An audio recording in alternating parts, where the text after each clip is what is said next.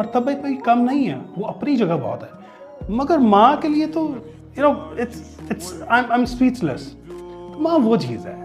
माँ वो रातों को उठ के जब आपको संभालती है, जब आप छोटे थे रोते थे, आपको दूध पिलाना, आपको खाना खिलाना, आपके बड़े होने तक, आप 100 साल के भी हो जाए और आपकी माँ हयात होना, उसके लिए भी आप आज भी छोटे काके हैं। तो माँ वो चीज़ है। हम में से अनफॉर्चुनेटली, मेरे समेत, हम सारे वो लोग हैं जो अपनी ज़िंदगी में इतने मसरूफ़ हो चुके हैं कि अपने वालिदैन को वक्त ही नहीं देते। अगर आपकी वालदा हयात है तो उनको आई लव यू कहिए, उनको जाके गले लगाइए, उनके साथ प्यार कीजिए, उनके साथ 2 वक्त गुजारिए, 2 पल, 2 लम्हे गुजारिए। यकीन करें उनकी खुशी की कोई ध्यान नहीं। अपनी वालदा को अगर दूर हैं आप उनसे, उनको फ़ोन करके आई लव यू कीजिए। उनको 2 लम्हे, 2 वक्त, 2 बोल प्यार के सुना दीजिए। यकीन करें उनके लिए you will be out of the world.